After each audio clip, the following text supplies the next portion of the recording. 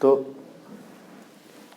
Syntax के तहत verb में कुछ रूल बता दिए गए हैं। आगे का रूल है जनरल रूल्स, और उस जनरल रूल्स में पहला है इंट्रांजिटिव वर्ब कैसे पहचानेंगे, और दूसरा है ट्रांजिटिव वर्ब कैसे पहचानेंगे।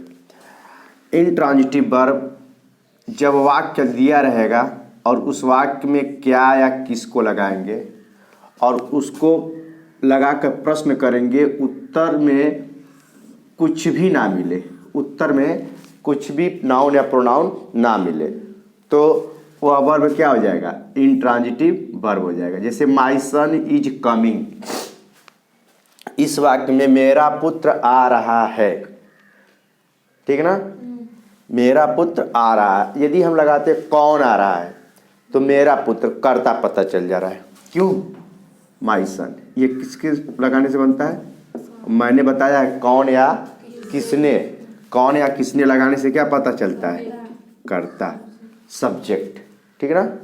लेकिन हमको यहाँ क्या निकालना है, हमको निकालना है ऑब्जेक्ट, सकर्मक, यानी क्रिया के साथ कर्म है कि नहीं है। यदि क्रिया के साथ कर्म रहता तो सकर्मक होता, यदि क्रिया के साथ कर्म नहीं है तो अकर्मक है।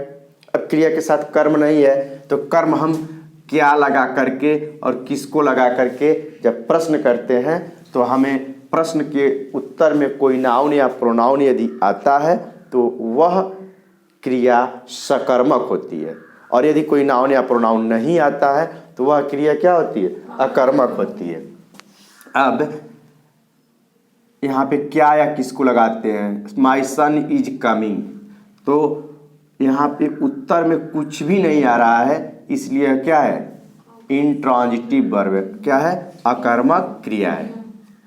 और कौन या किसने लगाने से तो आ गया, इसलिए क्या है, माई सन क्या है, सब्जेक्ट, और इज कमिंग क्या है, इंट्रांजिटिव, अकर्मक क्रिया है, इसमें कर्म आया ही नहीं है।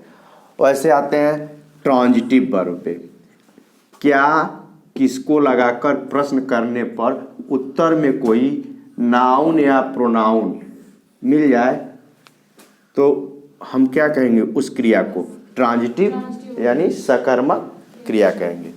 राम टीचेज बॉयज, यहाँ राम करता है, टीचेज क्रिया है, बॉयज कर्म है, कैसे पता चला। अब यहाँ क्या या किसको लगाएंगे, किसको पढ़ाता है, राम टीचेज पढ़ाता है, बॉयज लड़कों को, तो हु टीचेज, राम, कर्ता पता चल गया, हुम टीचेज, हुम नहीं, हुम डज हो जाएगा, क्या कहेगा, हुम डज टीचेज, तो क्या हो जाएगा, बॉयज, यानी किसको, तो यह ऑब्जेक्ट हो गया, क्या हो गया, और जब ऑब्जेक्ट क्रिया के साथ आएगा तो क्या हो जाएगा, वर्ब, लेकिन कौन सा वर्ब, ट्रांजिटिव वर्ब, क्या हो गया, ट्रांजिटिव वर्ब। ऐसे ही क्या, अच्छा यहाँ पे क्या है, क्या, अब क्या लगा के प्रश्न करो, तो राम टीचेज इंग्लिश, तो व्हाट डज टीचेज, या व्हाट डज राम टीचेज, ऐसे भी हो सकता है, व्हाट डज राम टीचेज, तो उत्तर आएगा इंग्लिश, क्या आ जाएगा, इंग्लिश, ये भी ऑब्जेक्ट है, तो ये क्या हो गया, ट्रांजिटिव वर्ब, और यह सब्जेक्ट है ही। अब क्या है कि इसमें एक ऑब्जेक्ट आया, इसमें एक ऑब्जेक्ट आया, लेकिन राम टीचेज बॉयज इंग्लिश, इसमें दो ऑब्जेक्ट आया है, और दोनों ऑब्जेक्ट में जो निर्जीव होता है वो कौन सा ऑब्जेक्ट होता है, डायरेक्ट ऑब्जेक्ट, और जो सजीव होता है वह इनडायरेक्ट ऑब्जेक्ट। देखो, Ram teaches boys English, Ram पढ़ाता है लड़कों को अंग्रेजी, यानी राम लड़कों को अंग्रेजी पढ़ाता है। टीच में यस लगाए हैं सिंगुलर बनाने के लिए, क्योंकि यहाँ सब्जेक्ट सिंगुलर है, और सब्जेक्ट जब सिंगुलर होता है तो क्रिया भी क्या होती है, सिंगुलर होती है, और क्रिया अपने प्रथम रूप में प्लूरल होती है, उसको सिंगुलर बनाने के लिए यस या यस का प्रयोग करते हैं। तो राम टीचेज बॉयज, देखो बॉय यहाँ पे सिंगुलर है और यस लगा दिए तो प्लूरल हो गया, तो नाउन में हम यस लगाते हैं तो प्लूरल होता है, और क्रिया में यस लगाते हैं तो सिंगुलर होता है। यह समझ में आ रहा है ना। और यहाँ इंग्लिश, ये भी ऑब्जेक्ट है। जो निर्जीव होता है वो डायरेक्ट ऑब्जेक्ट होता है, और क्या लगाने से पता चलता है, क्या लगाएंगे, व्हाट। और जो सजीव होता है वह इनडायरेक्ट ऑब्जेक्ट होता है, और उसमें क्या लगाते हैं, किसको के लिए क्या करेंगे, हुज। तो यहाँ पे इनडायरेक्ट ऑब्जेक्ट है और यहाँ पे डायरेक्ट ऑब्जेक्ट। जब डायरेक्ट ऑब्जेक्ट और इनडायरेक्ट ऑब्जेक्ट वाक्य में आए तो वह क्रिया क्या होगी, ट्रांजिटिव वर्ब होगी, यानी transitive verb with to object, transitive verb with to object. उसके बाद राम, अच्छा ऐसे भी होता है कि पहले इनडायरेक्ट ऑब्जेक्ट आए और बाद में डायरेक्ट ऑब्जेक्ट आए। ऐसे भी होता है कि पहले डायरेक्ट ऑब्जेक्ट आ जाए, बाद में इनडायरेक्ट ऑब्जेक्ट आए। तो जब बाद में इनडायरेक्ट ऑब्जेक्ट आता है तो हम इनडायरेक्ट ऑब्जेक्ट के पहले टू प्रीपोजिशन का प्रयोग करते हैं।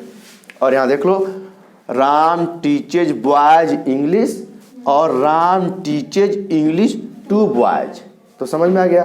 तो यहाँ पे ये ट्रांजिटिव वर्ब को पहचानने के लिए क्या किसको लगाते हैं, नाउन या प्रोनाउन मिल जाता है। देख लो यहाँ पे दोनों नाउन मिल गए, ठीक है ना। तो इसका मतलब ये टीचेज जो है क्रिया है और ये क्या है, ट्रांजिटिव वर्ब है। राम यहाँ पे क्या है, पूरा सब्जेक्ट है, और ये पार्ट ये ऑब्जेक्ट है, ये ऑब्जेक्ट है। यहाँ डबल ऑब्जेक्ट आया है, यहाँ पे इनडायरेक्ट ऑब्जेक्ट पहले आया है, डायरेक्ट ऑब्जेक्ट बाद में आया है। यहाँ डायरेक्ट ऑब्जेक्ट पहले आया है, इनडायरेक्ट ऑब्जेक्ट। प्रायः जो डायरेक्ट ऑब्जेक्ट होता है वह निर्जीव होता है और क्या लगाने से बनता है, जबकि इनडायरेक्ट ऑब्जेक्ट जो होता है वह सजीव होता है, ठीक है। और किसको लगा करके क्रिया में जब प्रश्न करेंगे, क्रिया में किसको लगा करके, तो वह पता चलता है। और कोई प्रॉब्लम? अब होता क्या है, ये हम लोग इसके साथ ही थोड़ा सा और एक्स्ट्रा नॉलेज जोड़ कर देख लेते हैं कि एक्टिव से पैसिव बनाते हैं। तो एक्टिव से पैसिव बनाते समय हमें, यदि इंट्रांजिटिव वर्ब वाले वाक्य हैं तो उसका एक्टिव से पैसिव नहीं बनता है। क्यों? क्योंकि एक्टिव से पैसिव में जो सब्जेक्ट होता है उसको ऑब्जेक्ट बनाते हैं, जो ऑब्जेक्ट होता है उसको सब्जेक्ट बनाते हैं। और ऐसा होता नहीं है इसमें, क्योंकि इसमें ऑब्जेक्ट आया ही नहीं है। इसलिए इंट्रांजिटिव वर्ब वाले वाक्यों का पैसिव प्रायः नहीं बनता है, जबकि ट्रांजिटिव वर्ब वाले वाक्यों का पैसिव आराम से बन जाता है। समझ में आ गया। फिर अगला रूल बताते हैं। तो नेक्स्ट रूल है कि इंट्रांजिटिव वर्ब को पैसिव वॉइस फॉर्म में चेंज नहीं करते हैं, क्योंकि उनके साथ ऑब्जेक्ट नहीं होता है। एक्टिव से पैसिव बनाने में ऑब्जेक्ट की महत्वपूर्ण भूमिका होती है। यदि ऑब्जेक्ट नहीं रहेगा तो उनको पैसिव बनाना आसान ही नहीं है। जैसे माई सन इज कमिंग, और यहाँ पे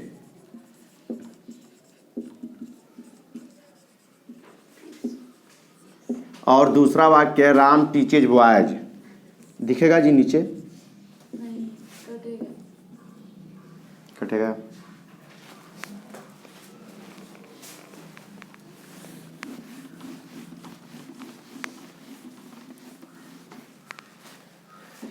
तो माई सन इज कमिंग में यहाँ पे तो सब्जेक्ट है और ये वर्ब है, और ऑब्जेक्ट है ही नहीं, क्योंकि हम लोग ऑब्जेक्ट को सब्जेक्ट बनाते हैं, सब्जेक्ट को ऑब्जेक्ट बनाते हैं, बाकी बीच में क्रिया लगा कर क्या करते हैं, हम भी थर्ड का प्रयोग करते हैं। तो ऑब्जेक्ट को हम सब्जेक्ट बना ही नहीं पाएंगे, इसलिए जो इंट्रांजिटिव वर्ब्स वाले वाक्य होते हैं उनका हम पैसिव नहीं बना पाते। यही देख लो, ये ट्रांजिटिव वर्ब है, इसका पैसिव बनाना आसान हो जाएगा, और हम इसको यहाँ लाएंगे, इसको यहाँ लाएंगे। सिंपली रूल है, ऐसे मैंने समझाया है। और यदि यह प्रेजेंट है तो इसमें उसके आगे वाले टेंस की क्या आ जाएगी, क्रिया आ जाएगी, और बॉयज यहाँ पे सब्जेक्ट हो जाएगा।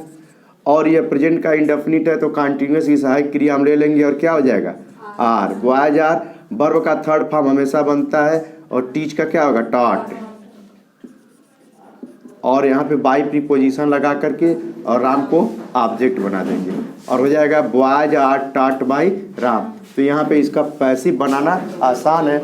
यदि वाक्य का क्रिया ट्रांजिटिव है तो उसका एक्टिव से पैसिव बनाना आसान है।